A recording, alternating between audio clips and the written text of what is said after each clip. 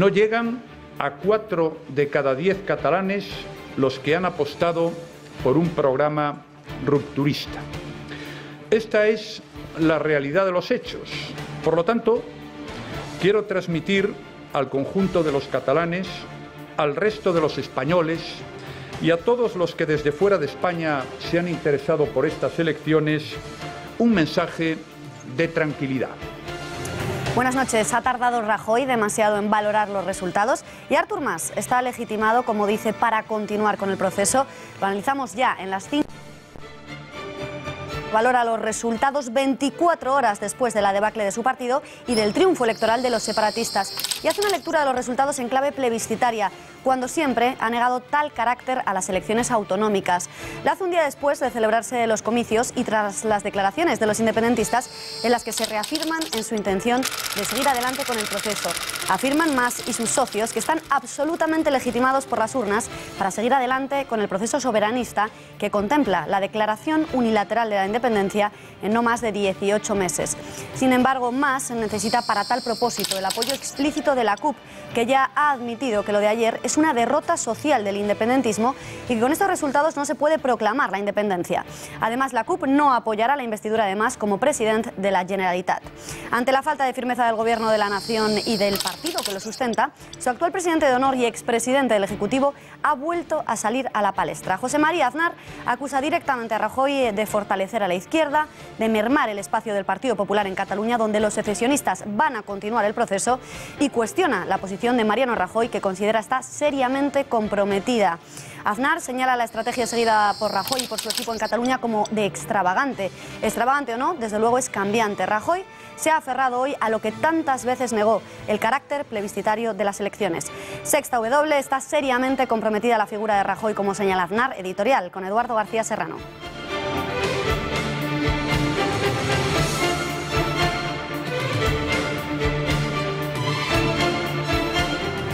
Buenas noches, Beatriz. Está tan comprometida la figura de Rajoy con lo sucedido en las autonómicas catalanas que en la noche triste del PP en Cataluña ni siquiera compareció para asumir la responsabilidad del desastre de su partido a la sombra de la estelada, cuyos votantes, los del PP, han buscado la claridad sin complejos de Ciudadanos. Rajoy vivaqueó en Cataluña junto a todo el Estado Mayor del PP durante la campaña electoral. Rajoy eligió a última hora y sin tiempo de maceración al candidato que ha perdido 8 escaños. Rajoy trazó la estrategia y la táctica de la campaña y el tono y el contenido de los mensajes. Rajoy envió nada menos que al ministro de Asuntos Exteriores español a debatir con un quinto electoral separatista, y cuando toda su estructura se derrumba en las urnas, Rajoy manda a Pablo Casado, prácticamente un desconocido sin cuajar, a dar la cara entre los restos del naufragio. Rajoy está, por supuesto, comprometido con lo que le ha pasado al PP en Cataluña y también con lo que él y su partido le han hecho a España en Cataluña.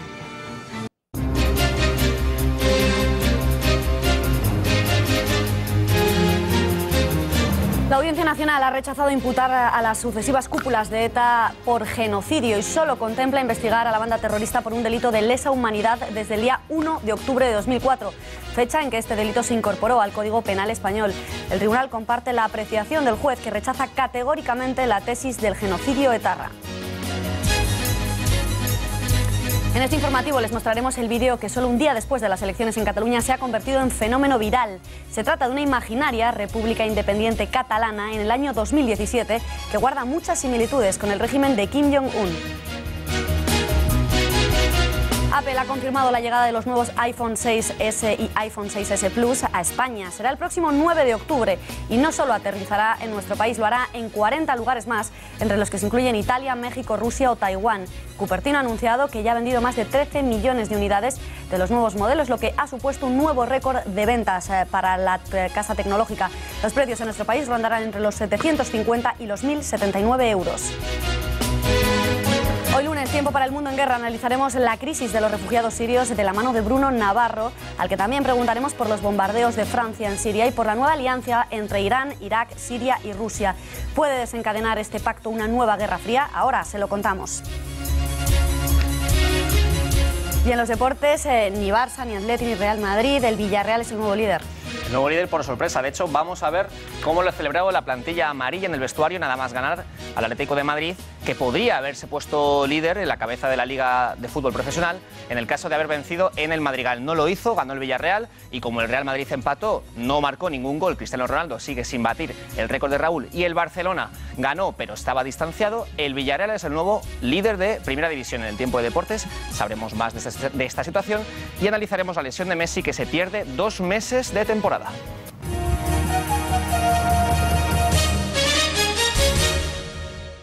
No llegan a 4 de cada 10 catalanes los que han apostado por un programa rupturista. Los partidarios de la ruptura nunca tuvieron el respaldo de la ley y desde ayer sabemos que tampoco tienen el apoyo de la mayoría de la sociedad catalana. Creo que podemos felicitarnos y felicitar a los ciudadanos de Cataluña por la alta participación en estos comicios. Por eso quiero llamar al Gobierno que resulte del nuevo Parlamento elegido a gobernar para todos los catalanes. Invito a este futuro Gobierno a devolver a Cataluña a la senda de la convivencia normalizada, de la pluralidad, de la libertad y del respeto a las leyes. Dispuesto a escuchar, pero no a quebrantar la ley. Primeras palabras del presidente del Gobierno tras el batacazo electoral de su partido en las elecciones más importantes de la historia de Cataluña y la victoria de las fuerzas independentistas que se consideran absolutamente legitimadas para continuar adelante con su hoja de ruta. Rajoy no ha dicho cómo piensa frenar al separatismo y evitar lo que siempre ha dicho que no pasaría, la ruptura de España. Tras la comparecencia de Rajoy, José María Aznar ha arremetido contra la estrategia del presidente del Gobierno en Cataluña a través de un comunicado. Tras el batacazo electoral del PP, donde sus compañeros de partido se han dejado 8 de los 19 escaños que tenían, el expresidente del Gobierno y presidente de honor del Partido Popular ha considerado que la situación es lo suficientemente grave como para que algunos piensen seriamente, dice, por qué el partido del Gobierno no ha sido capaz de representar a la mayoría de las fuerzas constitucionales en Cataluña. Aznar argumenta que los resultados de los comicios dejan al PP en el peor escenario posible. Tu rival de la izquierda queda fortalecido, tu espacio queda mermado. Los secesionistas van a continuar el proceso. Tu posición está seriamente comprometida, dice, dirigiéndose directamente a Rajoy. Ya va el 5.º aviso y no se puede desoír. En opinión del ex jefe del Ejecutivo, el constitucionalismo tiene espacio en Cataluña siempre y cuando quienes lo defiendan no hagan extravagancias, y propone reafirmar el orden constitucional. Eduardo, ¿tiene razón Aznar al considerar errónea y extravagante la estrategia seguida por el Partido Popular y por Mariano Rajoy en Cataluña? Pues Beatriz, tiene razón Aznar, efectivamente, y también tiene la culpa, pero de eso no habla, porque todo lo que le reprocha Rajoy en su comunicado se le puede aplicar a él mismo, con el mismo grado de responsabilidad que le achaca Rajoy, que es, por cierto, una criatura suya, pues suyo fue el dedo que le invistió presidente. Fue Aznar el que pactó con Pujol la emasculación constitucionalista del Partido Popular en Cataluña, al entregarle al capo di capi del nacionalismo, al patriarca del proceso separatista, Jordi Pujol, la cabeza de un español catalán sin complejos en el año 96, como Alejo Vidal Quadras. Fue Aznar el que le dio a los nacionalistas más transferencias de las que jamás hubieran soñado. Ya dijo Arzalluz que en 14 días de negociación con Aznar les había dado más que Felipe González en 14 años de gobierno. Fue Aznar el que retiró a la Guardia Civil de las carreteras catalanas para ocultar uno de los símbolos más evidentes de la nación española. Tiene razón Aznar, claro que la tiene, y también la culpa. Muchas gracias, Eduardo. La victoria del separatismo, si lo medimos por escaños, es incontestable, y esa mayoría silenciosa que quiere permanecer en España es apenas un poco superior a la que quiere romper. Pero ¿cómo hemos llegado hasta aquí? ¿En qué momento los independentistas ponen en marcha la maquinaria rupturista que les ha permitido cosechar ese resultado? Lo vemos en el siguiente vídeo. Para entender la actual situación de Cataluña tenemos que remontarnos primero a 1978 con la aprobación de la Constitución, que reconoce el derecho a la autonomía de nacionalidades y regiones, y acto seguido a 1980, año en que toma posesión Jordi Pujol como presidente de la Generalitat. Prometeu, per la vostra consciència i honor, complir finalment les obligacions del càrrec de president de la Generalitat de Catalunya amb lleialtat al rei, respecte als drets de la persona i estricta observància de la Constitució i de l'Estatut d'Autonomia? Sí, prometo. Molt bé. queda proclamat. Aunque no es hasta 1996 cuando Aznar, necesitado del apoyo parlamentario de Convergencia y PNV, hace importantes concesiones que otorgan a ambas comunidades privilegios y un peso antes desconocido en la política nacional. Ya en 2003 el presidente Zapatero afirma que aprobará cualquier cosa que venga del Parlamento de Cataluña, en referencia al Estatut. Apoyaré la reforma del Estatuto de Cataluña que apruebe el Parlamento de Cataluña. Se desencadena un proceso nacionalista orientado a lograr el reconocimiento de la identidad catalana, que se vuelve más virulento con la llegada de Mas a la presidencia de la Generalitat, coincidiendo con la crisis económica y el gran aumento de la deuda catalana. La postura a veces laxa del actual gobierno ha llevado también a la celebración de actos ilegales como el 9N, un conflicto sin solución que tras las elecciones de este domingo sigue fracturando a los catalanes. Muchas han sido las interpretaciones y lecturas que se han hecho de los comicios de ayer, mientras que la mayoría de los medios españoles hacían un análisis en clave de fracaso del independentismo.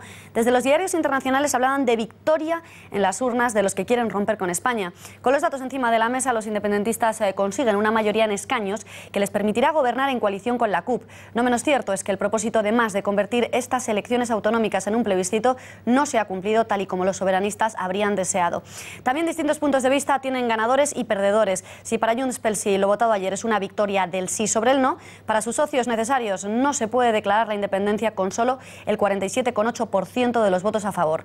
Veamos detalladamente los datos y reacciones de cada partido. Empezamos por la lista unitaria, Junts pel Sí, recuento de votos y cómo quedan respecto a los anteriores comicios. Rosa Cuervas Mons, muy buenas noches. Buenas noches. Pues Juntos por el Sí acababa esta noche electoral como vencedora, como la primera fuerza más votada con 62 escaños y el 39,54% de los votos. Para comparar este resultado con los comicios anteriores tenemos que sumar los votos que obtuvieron entonces Convergencia y Unión y Esquerra de Cataluña, porque son las dos fuerzas que se han presentado en esta lista conjunta. A los 50 escaños que conseguía CiU sumamos los 21 con que acababa Esquerra y obtenemos 71, es decir, 9 diputados más de los que ha conseguido la lista de Juntos por el Sí. En cuanto a porcentaje de votos, las dos fuerzas anteriores, CiU y Esquerra, sumaban el 44,41% de los votos, es decir, algo más de 4 puntos respecto a los resultados de estos comicios, a los que habría que restar, siendo justos, eso sí, los 2,5 puntos porcentuales que ha conseguido Unió en estos comicios, así que la diferencia sería de en torno a 2 puntos. A pesar de esta victoria que puede leerse como derrota, Juntos por el Sí habla de claro triunfo, se siente legitimado para llevar adelante su proyecto separatista y así lo explicaba esta mañana Artur Mas. Dice que tienen un mandato y que lo van a llevar a cabo. Igual que nosaltres com a demòcrates hauríem acceptat la derrota, ara demanem que els altres acceptin la victòria de Catalunya. Hemos visto datos y reacciones de la lista unitaria. Analicemos ahora la segunda fuerza. Ciudadanos tiene motivos más que de sobra para celebrar. ¿No es así, María Durán? Muy buenas noches.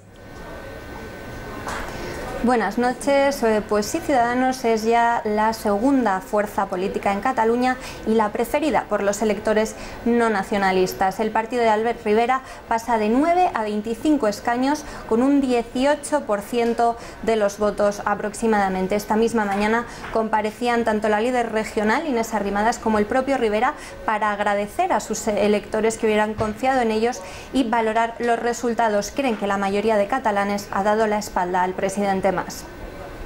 Mas convocó estas elecciones con la idea de tener a la mayor parte de los catalanes con él y el resultado es clarísimo. La mayor parte de los catalanes, la mayoría de catalanes hemos elegido dar la espalda al señor Mas y hemos elegido apostar por la convivencia y por la unión entre Cataluña y el resto de España. Hemos conseguido evitar que hoy pueda haber una mayoría de votos separatistas. Hoy la mayoría de la sociedad catalana le ha dado la espalda a Artur Mas. Hoy la mayoría de catalanes le han dicho no a la ruptura, a la secesión y al conflicto. Y en el PSC salvan los muebles, pero pierden respecto al peor resultado de su historia. Veamos cómo le fue a IZ. Cristina Ramos, buenas noches. Buenas noches. Respecto a los resultados del PSC, en estas elecciones vemos que los socialistas han conseguido 16 escaños en el Parlamento de Cataluña con un 12,7% de los votos. Si comparamos estos datos con los datos de las elecciones pasadas, vemos que los socialistas lograron 20 escaños con un 14,4% de los votos. Sin embargo, esta pérdida de los 4 escaños y casi el 2% de los votos respecto a las elecciones del 2012 es mucho menor que los sondeos que pronosticaban hace tan solo unas semanas. Tras conocerse los resultados, el líder del PSC, Miquel Iceta, se mostraba satisfecho y se alegraba porque los independentistas no lograsen el 50% que se les exigía. Igual de satisfecho se mostraba el líder de los socialistas, Pedro Sánchez, que decía que si los independentistas no han conseguido ese plebiscito es porque hay una gran mayoría en Cataluña que sigue queriendo formar parte de España. Los que planteaban estas elecciones como un plebiscito no han llegado al 50% de los votos. El plebiscito lo han perdido, porque hay una mayoría de catalanes y catalanas que ha dicho claramente que no quiere la independencia, pero sí que quiere abrir un nuevo tiempo de convivencia, de diálogo y de reforma en el conjunto del país.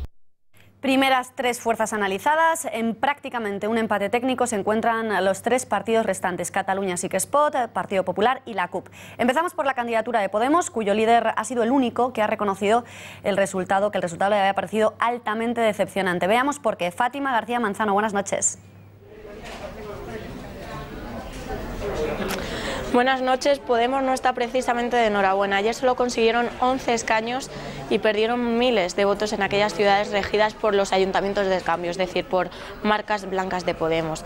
Ayer el secretario general de la formación morada, Pablo Iglesias, señaló que los resultados habían sido altamente decepcionantes, pero hoy ha abierto la puerta a crear un gobierno progresista llevado a cabo por RC, las CUP, el PSOE y también evidentemente por Podemos. Además, ha señalado que si él llega a la Moncloa en las próximas elecciones generales, convocará un referéndum para que todos los españoles decidan qué Cataluña y qué España desean. Y estoy convencido que podría hablarse de diálogo. Eso sí, nosotros lo hemos dejado muy claro. No apostamos por declaraciones unilaterales de independencia. Apostamos porque haya un referéndum cuando nosotros gobernemos en España. En el Partido Popular, caras largas y resultados aún peores. Veamos ya cómo reaccionaba Albiol y cuánto pierden respecto a anteriores comicios. María Matos, adelante, buenas noches.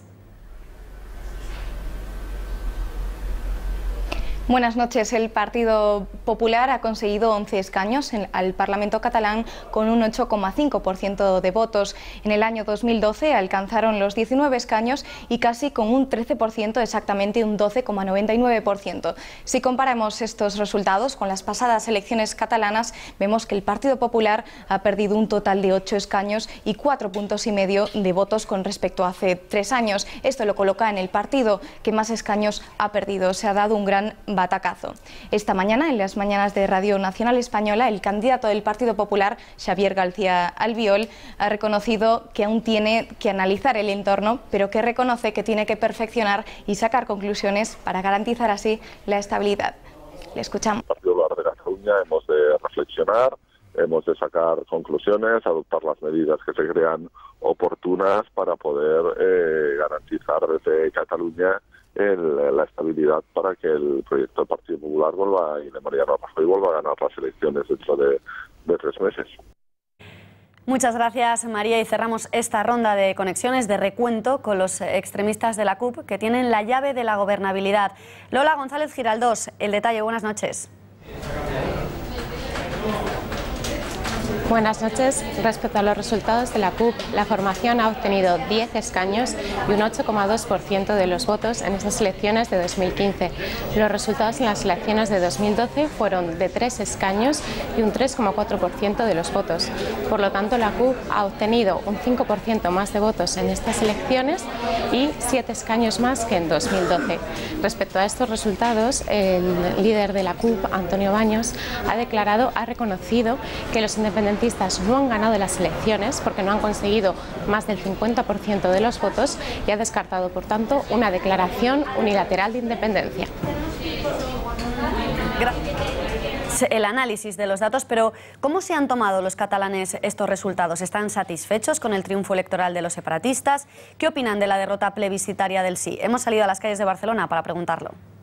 Pienso que hay hay pro y contra en todo en la independencia. Entonces, si Cataluña quiere estar en Europa, tiene que estar en España. O sea, no puede tenerlo todo. Me parece bien que haya ganado el sí, aunque dicen que no ha ganado por mayoría, pero yo veo pues que a ver si esto cambia y la cosa mejora.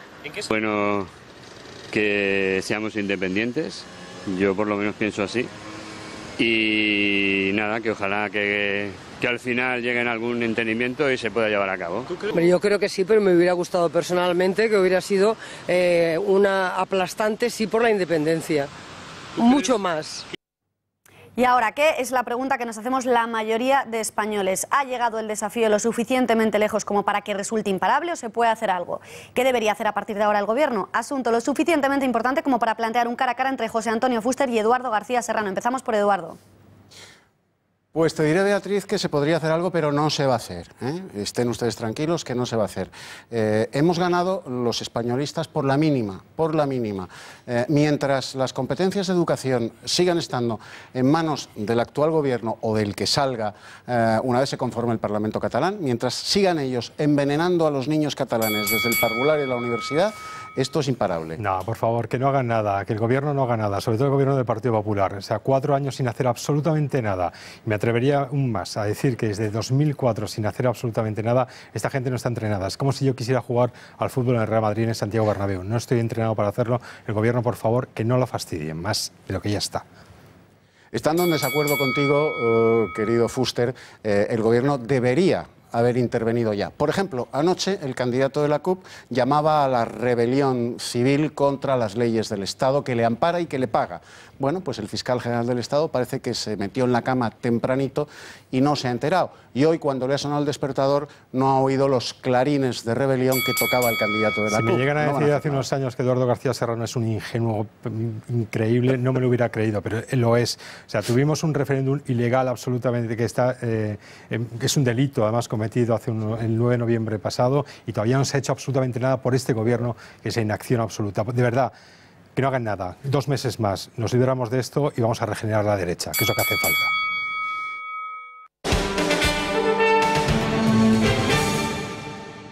Para analizar detenidamente los datos de las elecciones de ayer, tenemos conexión en directo con José Miguel de Elías, director de investigación y análisis de Sigma 2.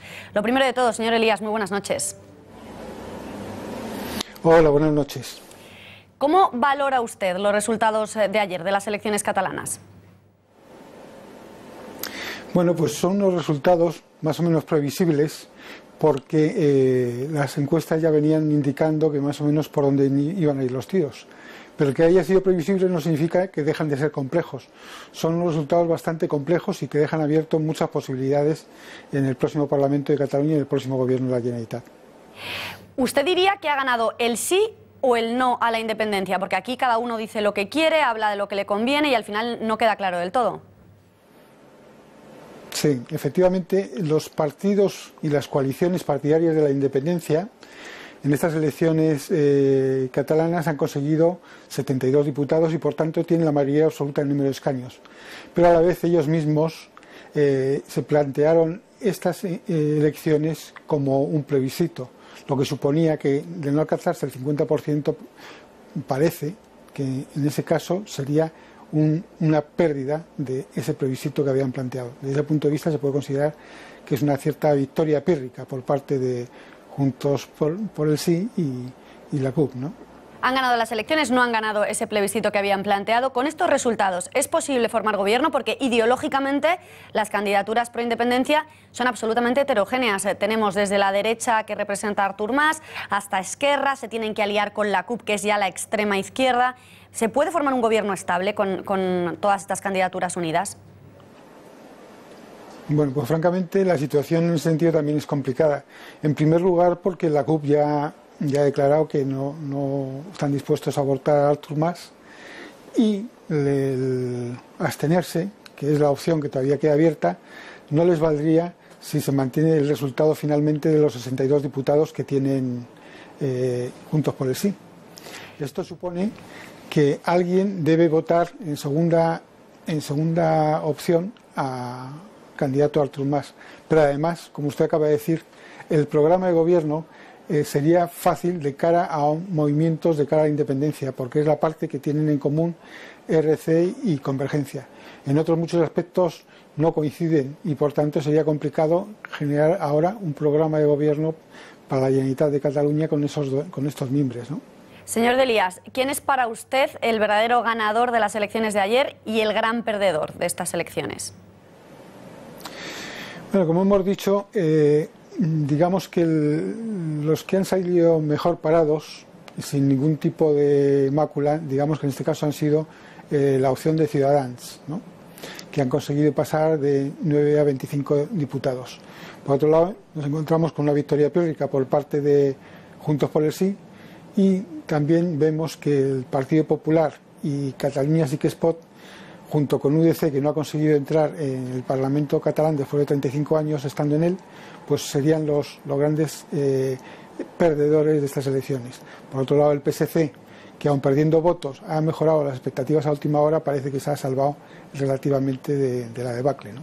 Sí, el PSC ha salvado los muebles, pero claro, es que el resultado que tenía ha empeorado respecto al último resultado, que ya era muy malo. El PP es verdad que también ha caído mucho y ha caído 8 escaños, lo cual es más que lo que cae el PSC. Sin embargo, es que su último resultado tampoco es el resultado que suele obtener ese partido en Cataluña. Sí, la realidad es que para el PSOE, en este caso PSC en Cataluña, y para el Partido Popular han sido unas elecciones complicadas y sobre todo al estar tan cerca de las elecciones generales pueden dar un síntoma de que Ciudadanos están ahí. Por otro lado, Podemos también se ha complicado de cara a las elecciones generales su imagen de opción de gobierno y por tanto en este momento vuelven a estar abiertas muchas posibilidades también de cara no solo a cómo se va a organizar el gobierno de la Generalitat, sino de cara a las elecciones generales del conjunto de España, ¿no? A eso iba a referirme ahora mismo, a las elecciones generales y cómo puede repercutir estos resultados, pero antes me gustaría analizar el papel de Podemos. ¿Por qué cree que Podemos el 24 de mayo obtuvo unos resultados brillantes y sin embargo se ha dado el batacazo, incluso lo ha reconocido su propio líder, Pablo Iglesias, altamente decepcionante para él los resultados de ayer? ¿Por qué cree que ha perdido tantísimo en Cataluña? Sí, fundamentalmente porque lo que ha conseguido Juntos por el Sí es marcar cuál es el marco de juego en estas elecciones, que era independencia sí, independencia no. En ese sentido, Catalunya Sí que es Pot no se definía específicamente por un lado u otro y eso le ha podido perjudicar mucho. Y por último, señor de Elías, ¿cómo interpreta usted la debacle de los dos grandes partidos y cómo puede afectar estos resultados a las próximas elecciones generales, que son en apenas unos meses? Bueno, como indicábamos, para el Partido Popular las elecciones no han sido buenas, pero de cara a las elecciones generales seguramente le va a influir más cómo se gestiona a partir de ahora la situación en Cataluña y la crisis económica que vivimos que los resultados en sí.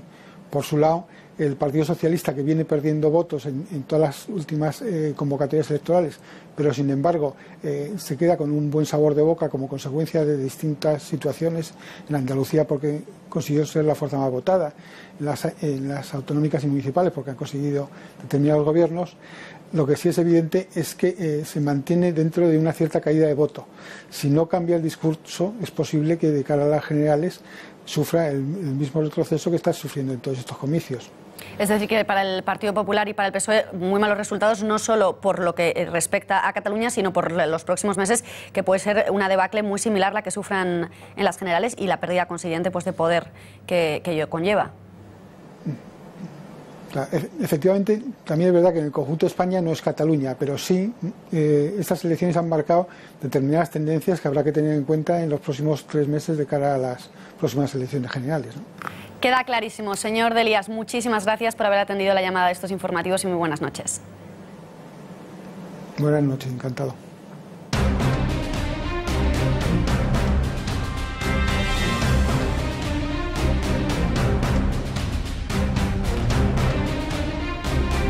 Lunes más, arrancamos con fuerza con una de las secciones más esperadas de la semana, El Mundo en Guerra, con Bruno Navarro, analista de seguridad y defensa. Bruno, muy buenas noches. Buenas noches, Beatriz. Hoy tenemos que hablar de Francia, del bombardeo en Siria, de Irak, de las alianzas que están surgiendo. Empezamos por Francia, si te parece. Sí. Francia bombardeaba el sábado por primera vez en territorio sirio.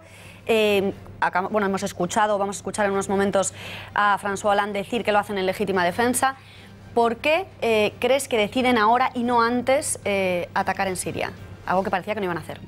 Sí, Francia lleva el último año dentro de la coalición bombardeando, creo que son más de 250 salidas ya aéreas, bombardeando objetivos del Estado Islámico en Irak, y se negó a hacerlo en Siria porque alegaba que como Assad es el malo de moda, no se puede atacar a un enemigo de Assad porque le beneficiaríamos.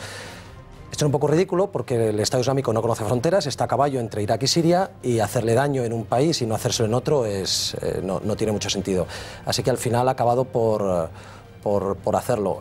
Lo estaban haciendo ya los demás, Gran Bretaña, Estados Unidos, Turquía desde este verano, y toda la coalición de países del Golfo están bombardeando también en Siria. Sí, pero no se acaba de formar esa coalición. No, la coalición no se forma, ni la entrada de tropas en tierra. Francia, de hecho, lo que ha hecho es enviar 6 aviones a destruir un campo de entrenamiento del Estado Islámico. Es un ataque puntual, único. Hollande ha avisado que se realizarán más ataques en las próximas semanas, puede que sí, puede que no, pero no es que esté entrando de lleno, y ha advertido que elegirá sus objetivos. Alega una defensa propia sobre la base de que ahora, qué casualidad, resulta que sí, que puede ser que atentados del Estado Islámico en Occidente, en Francia concretamente, se estén cometiendo por el Estado Islámico preparados desde Siria y no solamente desde Irak, cuando no hay una diferencia en el califato. No hay una diferencia porque son los mismos, ¿no? Al final es lo que decías, al final debilitar al Estado Islámico en Irak o en Siria es lo mismo, beneficia al Assad, porque al final lo que al Assad le beneficia es acabar con el Estado Islámico. Efectivamente. Bruno, ¿cómo crees que va a actuar Occidente? ¿Crees que van a acabar mandando tropas? ¿Crees que no? ¿Crees que la crisis de los refugiados que estamos viviendo ahora mismo en Europa puede tener un papel importante en este asunto? Bueno, la crisis tiene un papel importantísimo. De hecho, es mucha casualidad que durante todo el año han bombardeado los franceses Irak y no han bombardeado Siria, y ahora, justo cuando estamos en esta crisis migratoria del verano, anuncia, porque lleva ya semanas anunciando unos vuelos de reconocimiento para un posterior ataque como el que se ha llevado a cabo en las últimas horas, con lo cual es evidente que ha influido. Alegaba defensa propia por esos ataques que se producen, alegaba también la defensa de los refugiados que están siendo masacrados en Siria, pero la realidad es que el hecho de recibir esas oleadas de migrantes ha influido. ¿Influirá en tropas terrestres? Por ahora lo único que ha influido es en declaraciones en Occidente, en declaraciones de que quizás haya que pactar con Assad, quizás Assad sea un hombre que, si bien no tenga una larga proyección de futuro, sí que tenga a corto plazo, sea un hombre necesario para solventar la crisis, pero aparte de las palabras y un bombardeo de Francia, no parece que haya mucho, por ahora. Por ahora. Bueno, sí que hay movimientos. Irak se ha aliado con Irán, con Rusia, con Siria. ¿Cómo es posible esta alianza? No es muy extraña. Irak, a fin de cuentas, es un país de mayoría chií, gobernada por chiíes. No era así en época de Saddam Hussein, donde gobernaba la minoría suní, pero ahora es un país chií gobernado por chiíes principalmente. Aunque hay un gobierno de conciliación nacional, son chiíes. Por lo tanto, su vecino del este, que es Irán, que es un país abrumadoramente chií, que ya le está ayudando desde el principio de la crisis, atacando objetivos y de otras maneras del Estado Islámico, tarde o temprano tendrían que entenderse. Siria lo mismo, con mayor razón. Siria es un país, no es de mayoría chií, pero la minoría chií del presidente Assad es la que gobierna, y ambos sufren el mismo problema. El Estado Islámico está a caballo de sus países y tienen que ponerse de acuerdo para combatir. En cuanto a Rusia, Rusia es el socio de Irán, el socio de Assad en Siria, y al fin de cuentas se entra en esa dinámica de ese nuevo grupo geopolítico que ya veremos dónde llega. Pero Bruno, ¿y Rusia por qué se implica más? ¿Por qué se implica más que, por ejemplo, Francia, que ha dicho que era puntual, o que Gran Bretaña, o que Holanda? Porque al final emigración musulmana hay en todos los países ahora mismo de Europa. ¿Por qué Rusia es más claro, más beligerante, piden una mayor implicación? Bueno, sobre todo oficialmente hablan del peligro que tienen los retornados. Rusia tiene miles de ciudadanos combatiendo en las filas del Estado Islámico. El último año, voluntarios extranjeros, llamada, ¿no? Efecto llamada, voluntarios extranjeros, tenemos 30.000 en lo que va de año de todos los países, incluidos 250 norteamericanos, pero rusos hay también. Rusia está muy preocupada por esos ciudadanos musulmanes que se van a luchar y que volverán. Pero eso es un poco eso es un poco común a todos. Efectivamente. ¿No? ¿Qué es lo que realmente es el hecho diferenciador? El hecho diferenciador es que Rusia quiere seguir jugando un papel en la política internacional. Uno de sus ejes que cogió hace años fue Assad y no lo suelta. Triunfó con la crisis de las armas químicas, salvando al régimen. se ha implicado mucho en la base naval de Tartus, como vimos el otro día, hablamos de ella, es la única base que tiene en el extranjero, en la base aérea y en el extranjero. Sí. Es decir, pero que en la base, para centrar al espectador, que está en Siria. Es verdad, que igual no se acuerdan. Claro. Está en Siria, pero es que en Siria también hay una base aérea llamada Latakia, en la que ha metido ya infraestructura para más de 1000 hombres. Aviones de combate. Sí, para él es una posición geoestratégica fundamental, no puede perder. Sí, lo que se sospecha es que van a empezar a hacer acciones terrestres y aéreas desde territorio sirio contra el Estado Islámico y quizás también contra Al-Qaeda y otros enemigos. Con lo cual, lo que hay es un intento de seguir siendo parte de la política internacional, protegerse a ellos mismos y proteger a un socio económico y estratégico muy importante como Siria. Bruno, ¿tú crees que la solución es la que está adoptando precisamente Rusia, la de implicarse más, la de actuar sobre el terreno y la de intentar acabar o por lo menos debilitar al máximo al Estado Islámico? Yo siempre recuerdo una frase que me gusta repetir mucho, es prefiero arrepentirme de algo que he hecho que de algo que no he hecho, y eso que va a ocurrir con Occidente. Occidente está haciendo una inacción absoluta, está asumiendo que todo lo que le venga se lo come, lo que ocurra no vamos a hacer nada, y eso es un suicidio buenista. Rusia, es verdad que en estos momentos está cogiendo el toro por los cuernos y haciendo algo, ya veremos si surte efecto o no, sí, pero está actuando. Esto puede tener unas consecuencias porque podría desencadenar una nueva guerra fría entre Moscú y Washington, esta implicación total de Rusia y prácticamente nula de Estados Unidos. Bueno, la Guerra Fría, esta segunda Guerra Fría ya la hemos conseguido desde el año pasado con Ucrania. Lo hemos vuelto a convertir a la fuerza, la Unión Europea y Estados Unidos hemos vuelto a convertir a Rusia en un enemigo. Cierto es que en los últimos meses parece que se tranquiliza la cosa y con esto nuevo, bueno, veremos.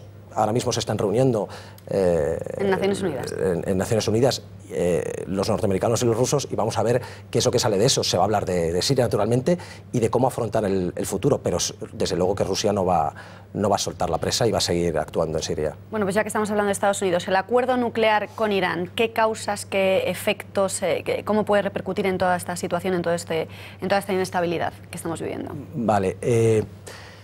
El acuerdo nuclear lo que consigue es que Irán deje de fabricar uranio enriquecido, que destruya sus reservas de uranio enriquecido, que no pueda, que destruya 2/3 partes de sus centrifugadoras, etc. Lo que hace básicamente es, durante los próximos 15 años, limitar el acceso de Irán a armas nucleares. Sin embargo, este acuerdo, que ha sido propiciado por Estados Unidos, pero que no olvidemos que han firmado Estados Unidos, el Consejo de Seguridad de la ONU, Alemania y la Unión Europea. Es un acuerdo realmente de toda la comunidad internacional con Irán, en el que salvamos a Irán, le levantamos sanciones, con lo cual podrá progresar económicamente, eso es lo que ganan ellos, y digamos que el Occidente nuclearizado evita a corto plazo un Irán nuclearizado. Podrá seguir con sus instalaciones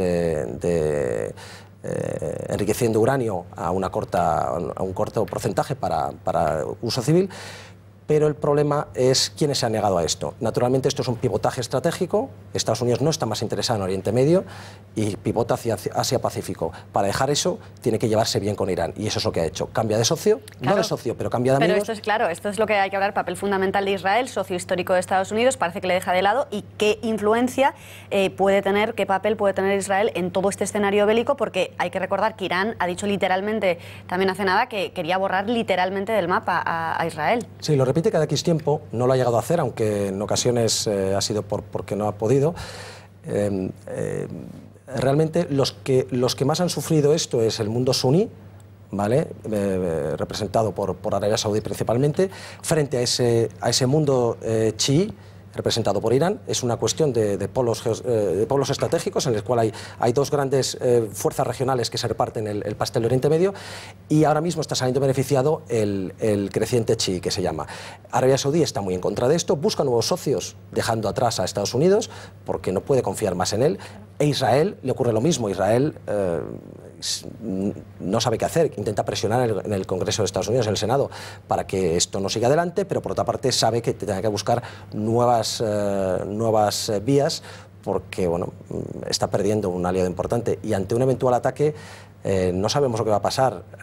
Desde luego Rusia no se iba a implicar de lleno ante un ataque iraní injustificado. De eso quería hablar. ¿Qué sucedería en el hipotético caso, en un escenario, pero que es probable, por otro lado, de que Israel fuese atacada en su propio territorio por algunos de estos nuevos aliados? Irán, Siria, Rusia, como decías, es más improbable. ¿Qué pasaría? Pues, ¿qué escenario se abre ante francamente, eso? Desde nada a todo. Es decir, cuando empiezan las guerras mundiales, muchas veces nadie ha podido preverlo o eran pocos. Pero es algo que hay que tener en cuenta porque está ahí, claro, y puede pasar. Si es un ataque, como se sospecha siempre, que es injustificado, de repente vamos y atacamos con misiles a largo alcance o con aviación. Si es un ataque en estas condiciones, probablemente Irán se quede solo ante esa reacción, por lo menos en la comunidad occidental, se quedará solo ante esa reacción brutal y enérgica. O sea que es una alianza, pero con cuidadito, ¿no? Naturalmente. Siria, de hecho, no apoyó a Assad plenamente, le apoyó plenamente para salvar al régimen con lo de las armas químicas, pero participó en obligarle a retirarlas todas. Es decir, no puede, no todo vale. Bruno, clarísimo, interesantísimo, un lunes más. Nos vemos la semana que viene. Gracias. Muchas gracias a vosotros.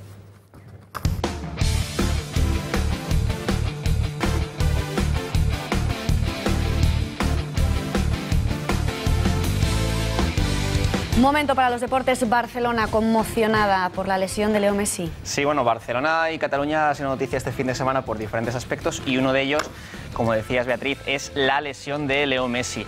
Vamos a ver justo a continuación el momento en el que el argentino cayó lesionado. Eran los primeros minutos del partido que le enfrentaba al Barcelona contra Las Palmas. Sufrió un esguince en la rodilla derecha, muy pronto vio que tenía un problema y al final fue retirado entre grandes gestos de dolor en camilla. Tiene afectado el ligamento lateral externo, por lo cual estará de baja, ya lo ha confirmado el FC Barcelona, unos 2 meses.